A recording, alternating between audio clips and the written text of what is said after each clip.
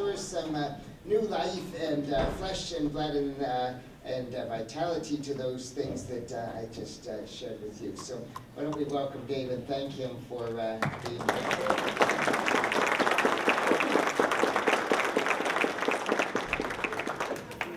I really feel like I'm on the wrong side of this microphone. I really like the back better than the front. And let me just start a little bit by saying, hi. And for those that don't know me, I don't know many of you, if you all know who I am, what I am. But I'm a lifelong parishioner here at St. Joe's. I was baptized in that church. I was married in that church.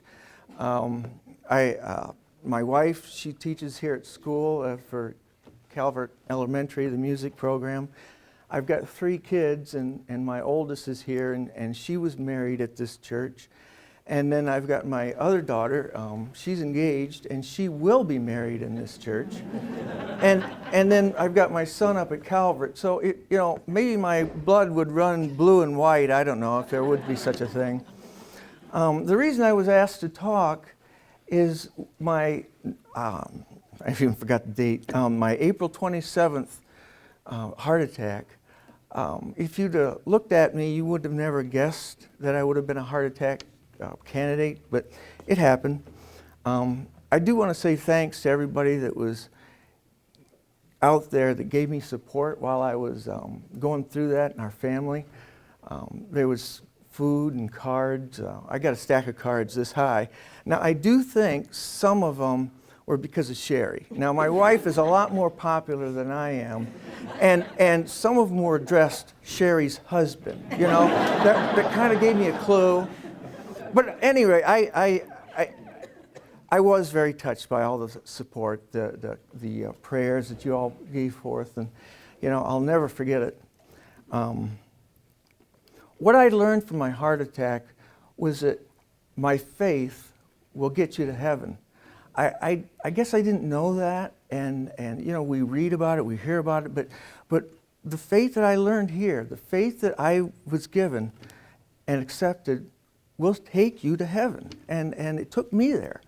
And I was amazed at that, and if there's any prayer that I have, it would be that you all are encouraged by my story, that your faith will get you to heaven. Excuse me.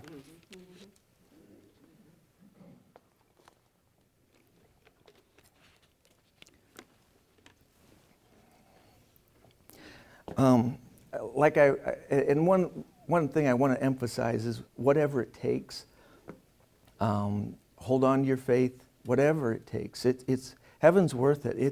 It's that good. It is beyond anything you can imagine. Father talked about it in his homily today, and the gospel reading today about paradise. I don't know that paradise is the word that I use to describe it, but we'll get into that, and I'll explain it. And there's one other thing before I start I want to mention. There was a point when I wasn't here and I feel I was in heaven that my faith was totally confirmed. I've doubted everything at one time or another, and there was a point where in just a blink of an eye that everything I was taught, everything that I believed in, that Jesus crucified and the communion of saints and everything that you've ever heard, it's all true.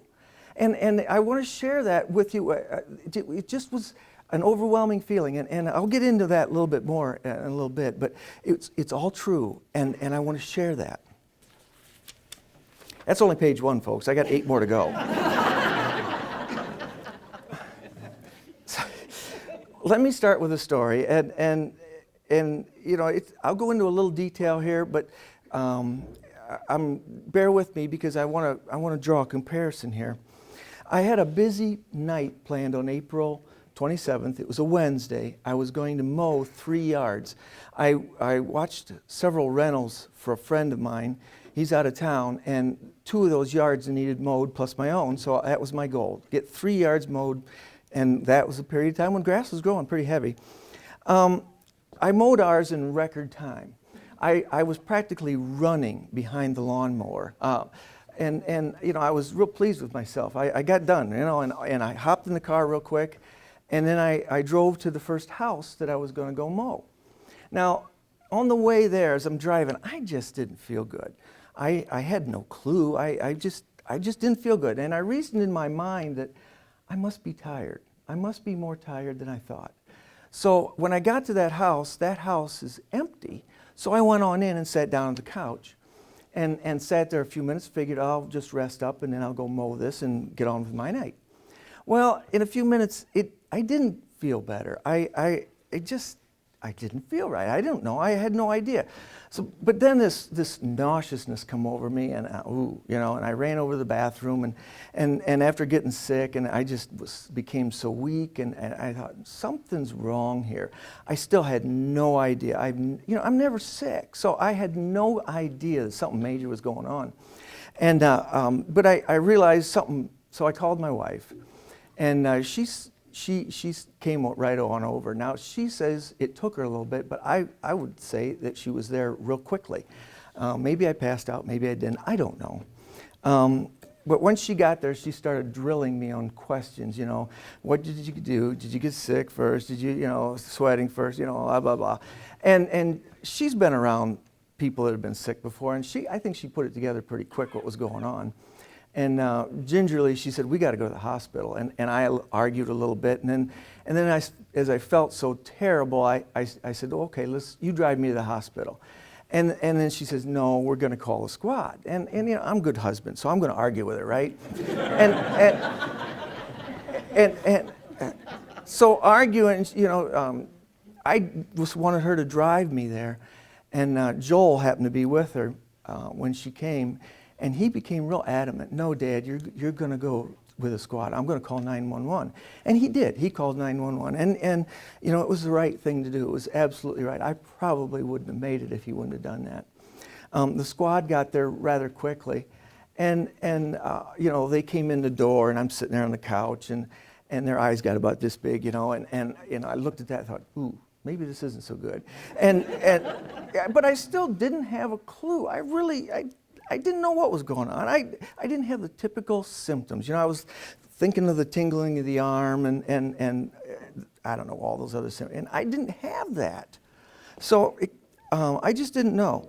The ambulance guys, they took a couple vitals and said, you're going with me or going with us. And they put me up on a cart. They wouldn't let me walk out. I wanted to walk. And they put me in the ambulance. And now I have never been in the back of an ambulance. I didn't know what it was like, and I'm going to describe it as cold. I was cold. They wrapped me up, but I was cold. And in the ambulance, it was noisy, and it was white and sterile. The metal drawers, they rattled a lot. And the one EMT felt he wasn't comfortable being back there by himself. So the second one, there was two guys in back with me, and then the guy in front driving. And as we took off, the noise and the chaos, it just seemed to overwhelm me. I swear, they don't have instruments in those drawers in that ambulance. There's rocks, and they just bounce around in there, and just rattle. And it's a horrible feeling. I was uncomfortable, and I didn't know, I didn't understand, and I was probably in and out of consciousness. I don't know. Here. I never talk this much, this is unusual for me.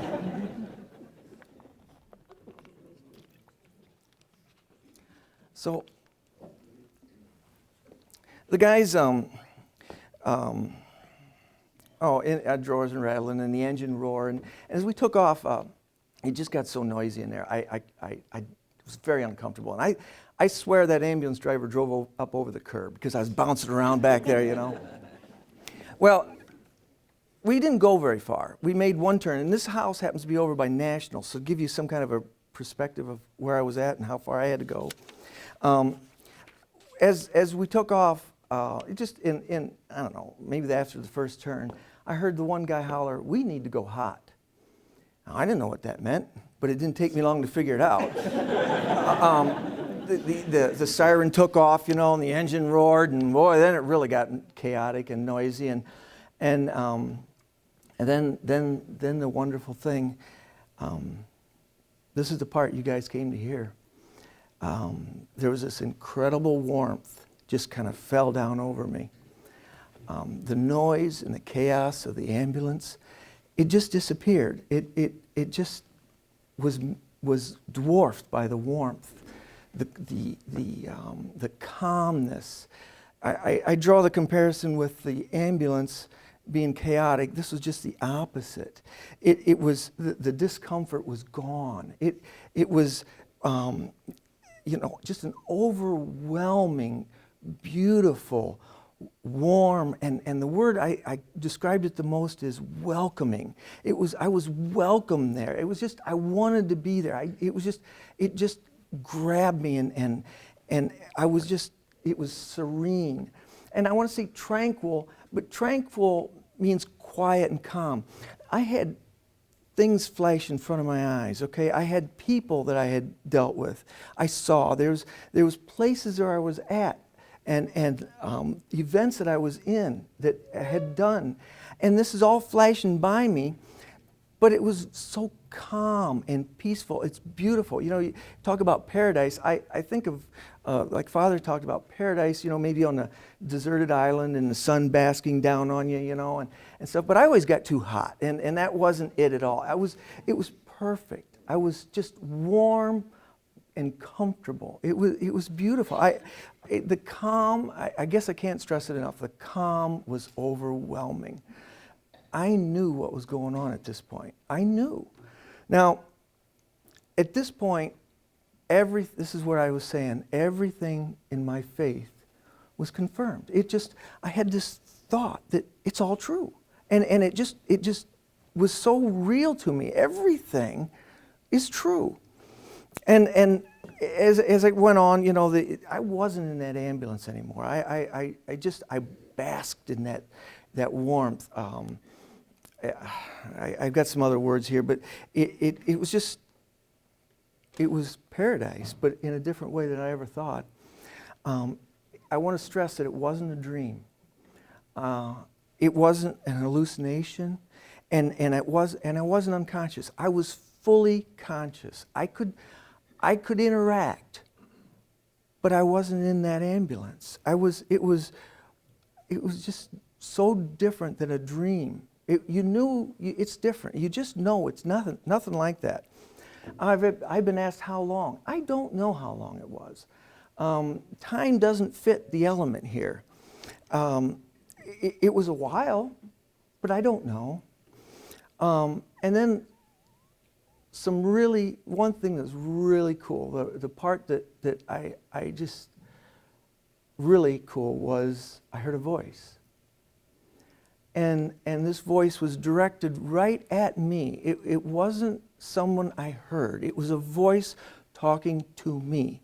It was very clear. Now, I'm not one that when I praise, God comes and tells me this, do this over here or do that over there. You maybe had preachers or something say that they interact with God back and forth. That's not me.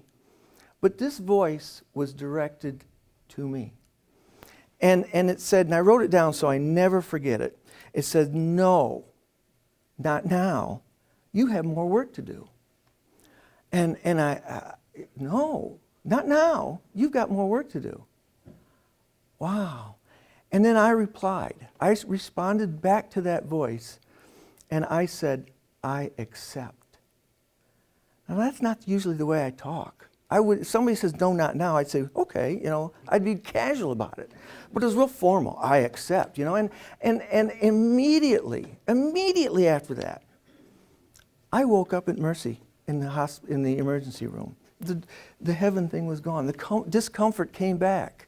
All the chaos returned. The lights and all the uncomfortable, it was all back. All I had to do was say, I accept. Let me get another drink of water.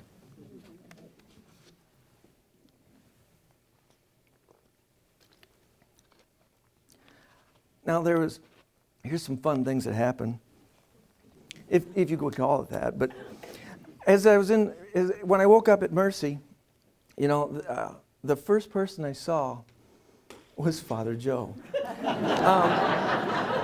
And And there is a rumor out there that he was eating a candy bar. It's not true.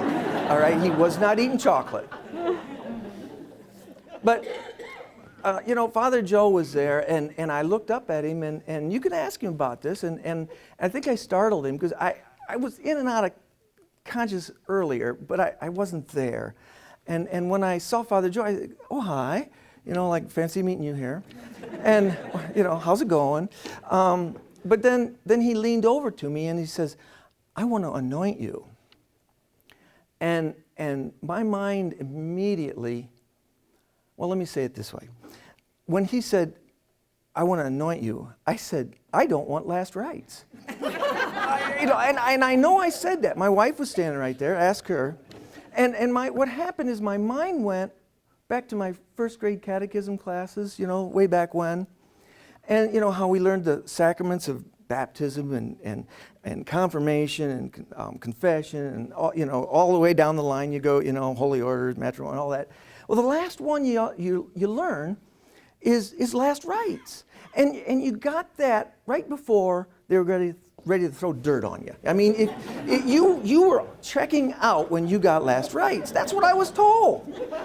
And I don't, I just was told I got more work to do. I'm not checking out. I'm staying here. This is me. I'm going to make it. I knew something nobody else knew. And so I think I took him back a little bit when I said that. And he says, oh, it's okay. I'll just anoint. Can I just anoint you? Yeah. Okay. I can get anointed. I just didn't want that last rites thing. And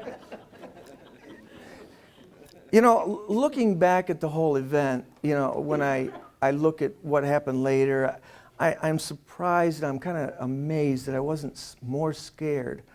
There were some things that, they told me and things that happened that I just went with it. I just rolled with it. And I think, looking back, I had that calmness because of what I had seen, because of that message to me. I can't say for sure. I don't really... Was I solid in knowing that I was going to make it through this? No, I wasn't.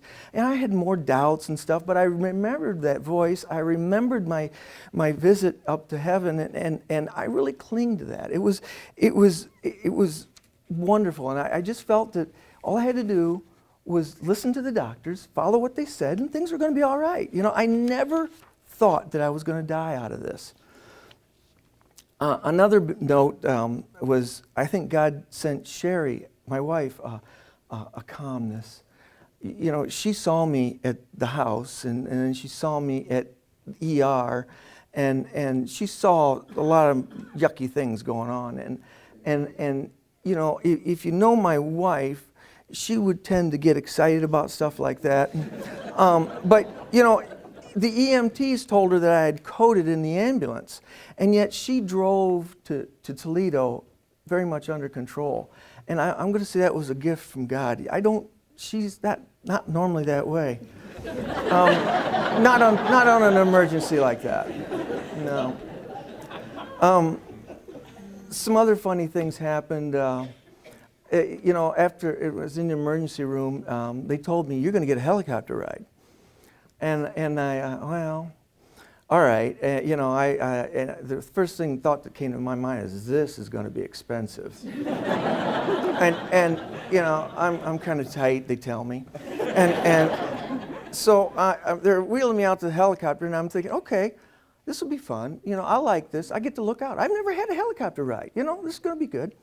Well, they laid me down, and I was so weak, I couldn't lean up. I couldn't look out the window. All I could see was the rotor. I was looking at the sky, and I was so bummed that I couldn't watch my own helicopter ride, Let me get another drink.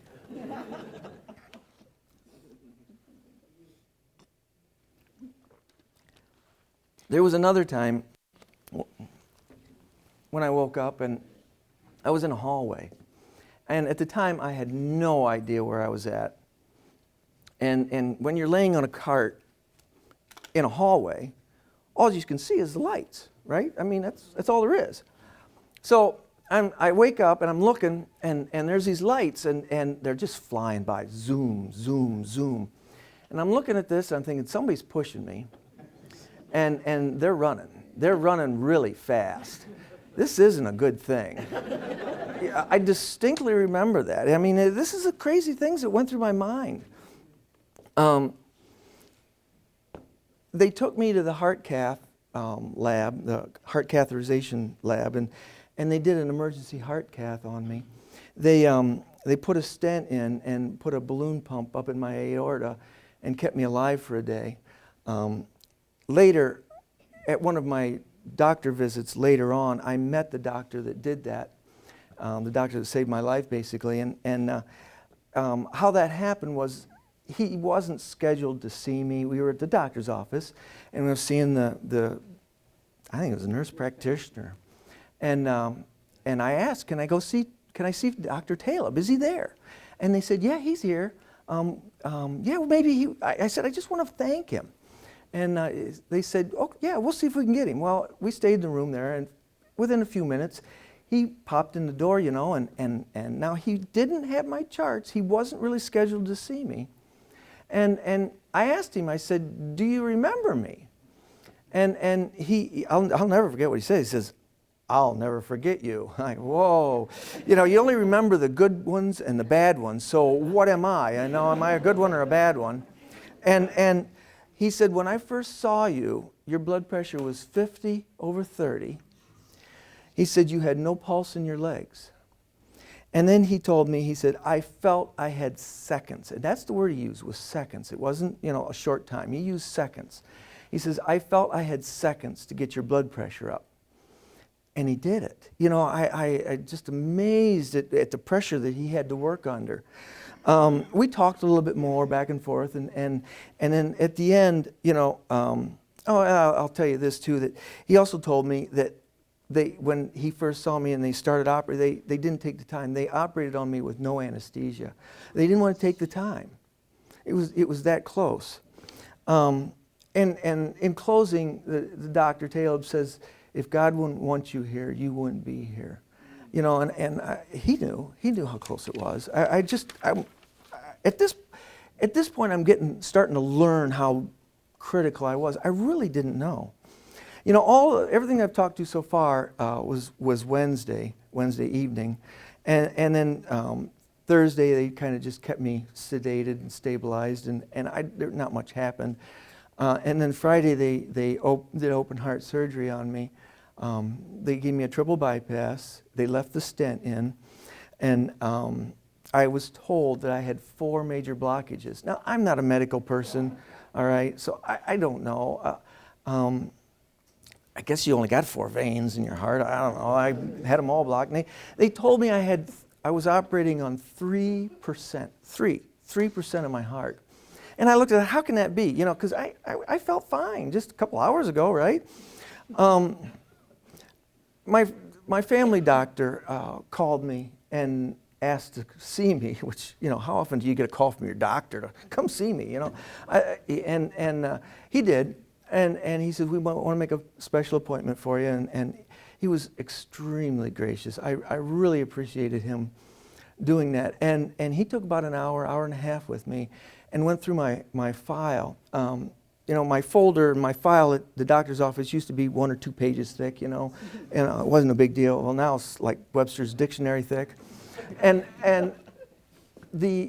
as he went through it, we went through it page by page, and he pulled out these different pages and explained each one, and 4 times he pulled out a paper and says, this one says you shouldn't have made it. This one says you shouldn't have made it, 4 times.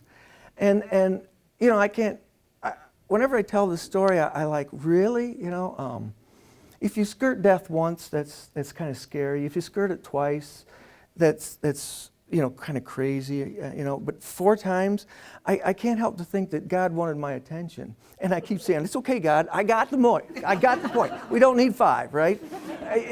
You know, and I'm just overwhelmed by that. This would have been like Saturday, the day after my open heart surgery. The therapist came in, and he says, "You're going to get up and go for a walk." And I'm like, "Oh." He said to me, "You're stronger than you think you are." And I don't know whether he was telling me the truth or not. I kind of think he was just putting it out there. And I said, all right, let's go. And he put a belt around me, all right? And you know, I grabbed that belt and pulled me up and, okay, let's go. And I grabbed my little IV pole and we shuffled my way to the door of the room and we went out in the hall a little bit. And I got this weird feeling that everybody was looking at me. And the first thing I checked was my gown open, you know. we all right back there? You know, and that was okay. So then I just, what are all these people? You know, I got this big pillow against my chest. You know, they put that to give you pressure so you don't split open, I guess. And the wires are still holding you together. And you know, I'm shuffling my way down the hall, and we turn around and come back, and golly, and I later on I asked the nurse after I got back, and you know, things settled down a little bit. I said, was everybody looking at me? Why were you looking at me? And she looked at me and said, we didn't think you were going to make it. Like, whoa. You know, I'm starting to learn what had really happened. I didn't know.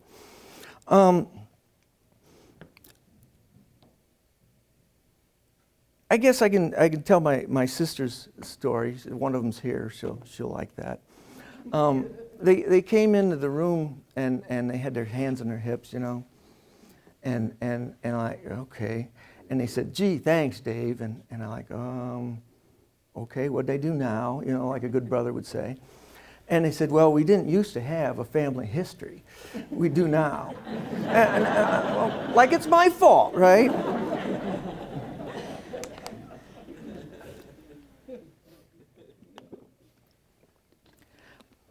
But, you know, just to give you a little more perspective on you know, how crazy this whole event is, at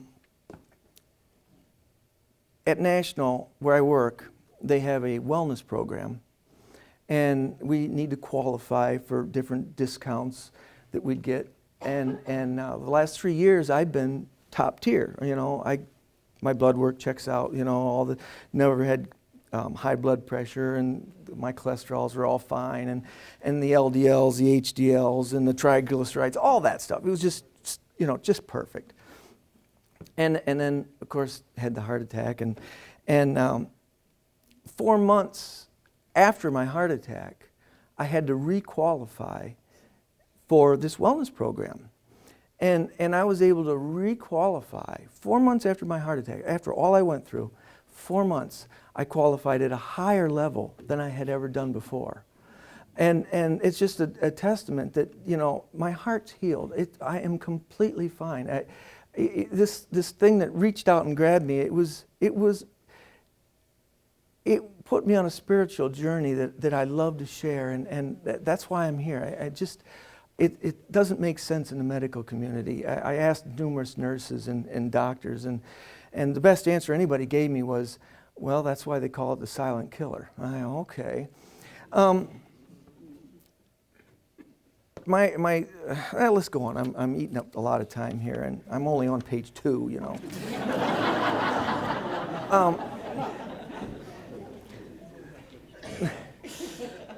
Now, when I was in heaven, the overwhelming feeling of my faith being confirmed.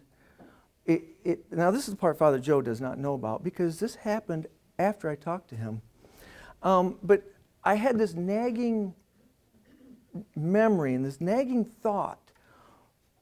What was confirmed? You know, when I was up in heaven, I told you that my faith, everything was true. And I couldn't answer the question, what do I believe? What's true? And it took me several weeks. I think I went to church maybe 2 weeks after my heart attack. Maybe you guys remember seeing me. I don't remember whether it was 2 weeks or what. But I went through the creed, and that, okay, that I liked that, you know, and maybe it was the following week, you know, 3 weeks out, that I went to church, and I started reading the creed. Now, I want you to understand, I didn't steal this from church, all right? Sherry did. But anyway, but as I started reading the creed, it started really coming to me that, that's what I believe. And I read it every Sunday. It's like, wow, okay, this is it. And it started really solidifying that question and answering. I had a lot of time to think about it. I was off of work for 6 weeks, and you're laying there and you're thinking. And I had a lot of time to think about, and I read, and she stole this, so I had it. And I just read, and I like really, that's it. But the last line, I look across here, and how many of people you've read this Sunday after Sunday? Do you know what the last line says? Looking forward to the resurrection. No. It says, let me read the last stanza, and then I'll read the last line. It says, I look forward to the resurrection of the dead. And then it says, and the life of the world to come. What I saw was the life of the world to come. That's what it was. The creed is what we believe. The reward is at the end. It just all come together with this one creed. I just want to share that. Read the creed. Next time it's Sunday, read that and don't ramble through it like I used to.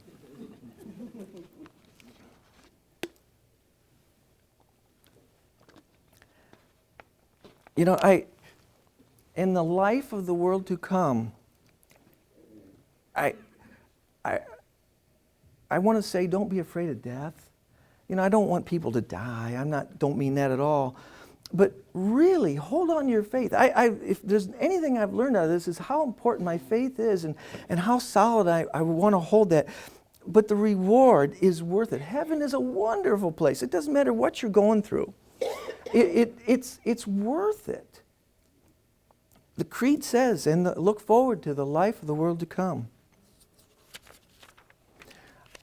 I left out a lot of detail through my little episode here. If you want to ask me more questions, fine, Ask my family. They probably know more than I did. They probably suffered more than I did. I love to talk about my little story, So feel free, And one of the last things I want to say is I'm closing up, so it's don't have to hold you over any longer. But as I've told this story to other people, they've shared their story with me, and God's moving in a big way out there. There's a whole lot of neat stories out there. This one, I think it's a neat story, but there's some bigger and better things going on than just what I happen to go through. And I'd encourage you, share your story. I want to encourage people. That's my hope, that my little heaven visit encourages you in your faith, and that it solidifies it a little bit more, and you really believe it's all true. I want to say out there's more stories. Please share them. I do want to close real quick now and just say thanks. Thanks for listening. Thanks for all the help. I want to start a new movement. I'd love to start a new movement, and it would be something like read the creed, read the creed, It's something simple like that. I think we all need to profess our faith more, and reading the creed is a great way. And you know what? I'm going to say your faith, it will get you to heaven. I can tell you that, and I'm going back, and I can't wait to go back. I got work to do. God told me, somebody told me I got more work to do, but I can't wait to go back. So thanks, and I appreciate it. I hope you're encouraged.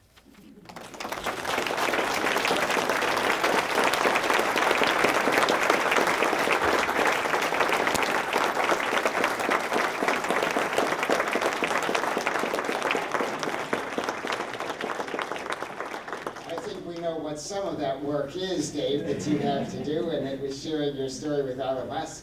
and how wonderful that is. I was just so inspired myself by Dave's accounting of that, because we know Dave. We know he isn't a person of pretense, as it like, and when he shared that with me, I thought, gosh, that's the real deal. That is the way it is. And you have a lot to give to others just by sharing that, and the way in which your faith has prepared you for what you experienced, and not to be afraid to die, that it's as we believe it to be. Isn't that a wonderful affirmation to receive? And so thank you for sharing that. Does anyone want to ask Dave any questions, or? Oh, Monday morning. Yeah, that's right. You can have that as your souvenir. Yeah, any questions, comments that anyone has? Yeah, if I was in heaven, to me, I would do some serious arguing about what to say. I don't know how you can answer so quickly. But evidently, I know they say you absorb a lot when you're there, so evidently that was absorbed to you, that was very, very important that you come back. And so I figured that's probably why you answered so quickly, that you accept. I've thought a lot about that statement, that remark, you've got more work to do. I pondered about that for hours probably. And why I said I accept, initially I thought that's the wrong answer, but then I've always felt that I'm a background person, that I'm always been an encourager, and that's been my ministry, if you can call it that, to encourage people, and that really lend itself well for me to talk about this. And when I said I accept, it was more of I accept the job of encouraging people. I really felt strong. After a while, I felt it was the right thing to say. It just grew on me. Not at first, but later on it did. Dave, you talk about the feelings that you had. Do you have any perception of seeing anything?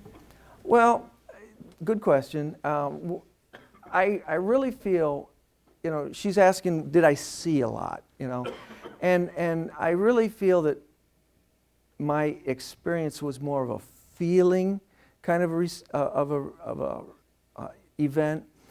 I do remember visions and things flashing by. I mentioned the people, the places, the events in my life. But I can't tell you specifically who I saw. The first person I saw was Father Joe, right? And that was afterwards. He was here. No, not the angel of death. Yeah, but it was the feeling sensations were so strong for me. It was such a comfortable, warm feeling. What I saw was almost not necessary. It was a minor part of my experience, and that's why I say the voice. I don't know who it was. I mean, I don't see a face. It was just this voice calling out to me. So, I've read other accounts about near-death experiences, and they talk about seeing the light. I didn't see any light. It wasn't there. Maybe it was out that day. I don't know. Does that answer? Does that help? I have two little important questions. Who ended up finishing the other two lawns? Well, I've got a great answer to that. He's sitting right over there in the corner. My good friend Mike Sablisky, I called him. He went and got my car, or my wife called him. He went and got my car back.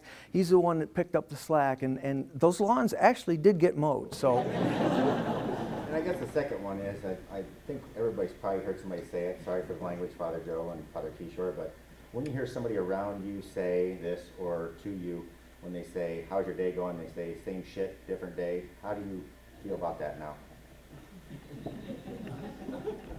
I feel sad. Father, talked about when he sees an atheist, how you feel like they're missing out on something. I have been on a spiritual high since my heart attack, and I've become really aware of people more so. And when I see someone, you know, he mentioned, Father nailed it when he said, never seen a happy atheist. You know, the people that aren't the givers, they're always the takers, they're the ones that aren't happy. And you hear someone say the same shit different day. I just feel that they're the takers. They're never the givers. And I do feel sad about it. I like, you're missing it. Can I share with you? You're missing something in life, almost a wasted life. Does that help? Absolutely.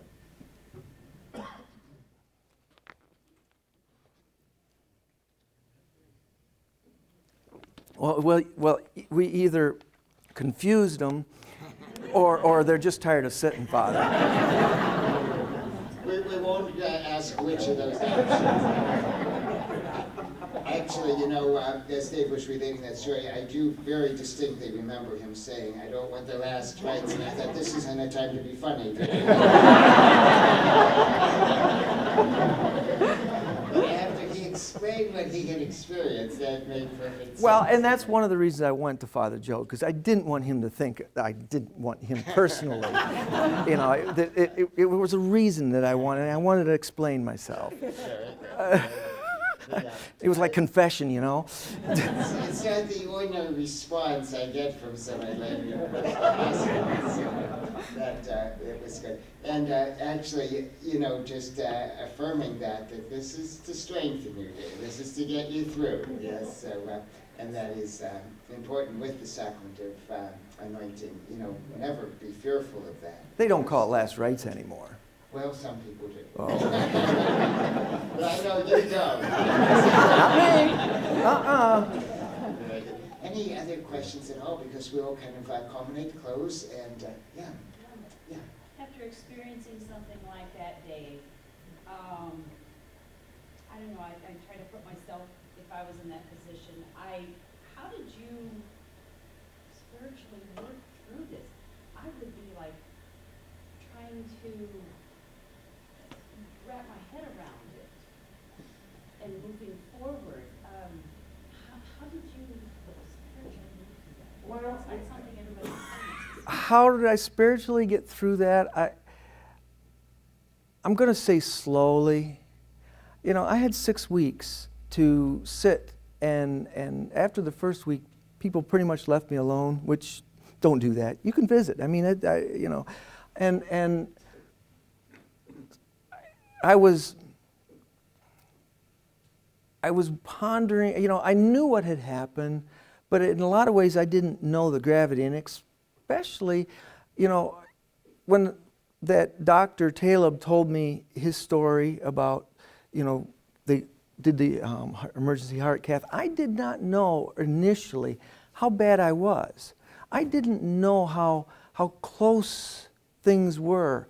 And as people started telling me the stories, I started understanding it more. And then my mind started clearing. Originally, I was pretty cloudy. I mean, I went through a little bit. And as my mind started clearing, I'm going to just say that the confusion just kind of lifted, and it started making more sense.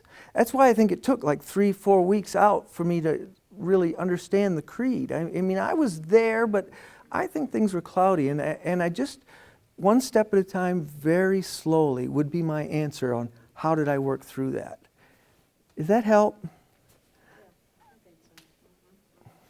It's part of the total recovery.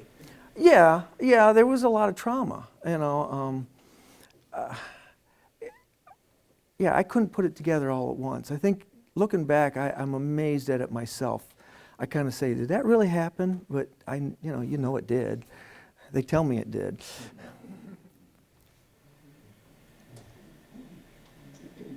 So now, do you worry about things? Is life back to normal now? You worry about your finances, you worry about Sherry, you worry about your kids, or I'm always worried about Sherry.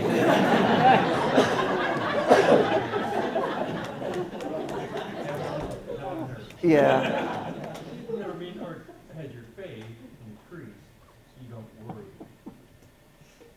Yes. On normal stuff like that. But there's another element here that, and that's the physical side. Yes, I think my faith has increased. I have a, well, like I say, I'm still on a spiritual high 6 months later. But one of the things that they pointed out to me was my stress level. You know, I didn't have any of the other symptoms or any of the other, you know, like high cholesterol or high blood pressure, any of the other things that would prompt a heart attack. And a lot of people pounded at me, well, it's stress related. And so I've been trying to lighten up, and I think my faith has allowed me to do that. And so in that way I'm changed, you know, and I'm trying to deal with life differently. But I still enjoy candy bars. I still eat, you know, out and stuff. My life is a lot the same, but it'll never be just the same.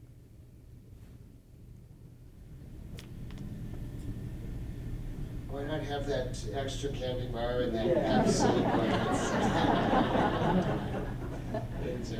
That's a good question, actually, because many people, after they have had a traumatic experience like that, oftentimes speak of anxiety and almost like they have had that tenuous, you know, kind of thread holding on to life, and that has been a troublesome thing for them.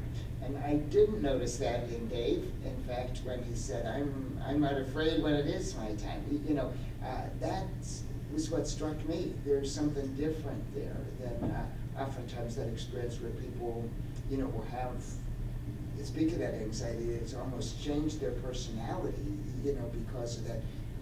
I didn't detect any of that. Well, and I think, can I add on to that?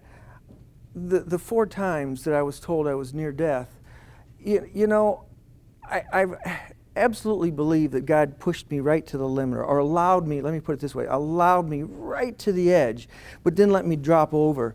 And I give total confidence. I've got total confidence that what's going to happen is going to happen. That I'm not in control. I'm really more of a servant now. And I let the worrying up to him. I let the worrying up to my wife. She's good at that too. But no, I'm going to say I do have that change. I am not going to worry. I'm going to let it in God's hands. Last minute questions.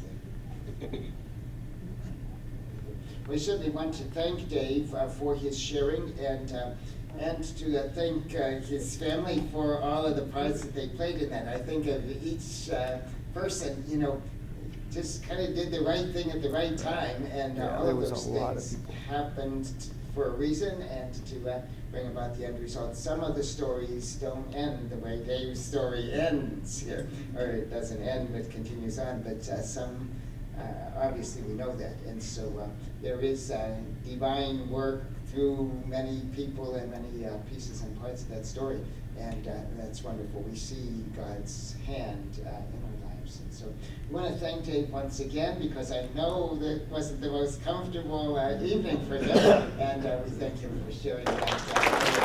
Thank you.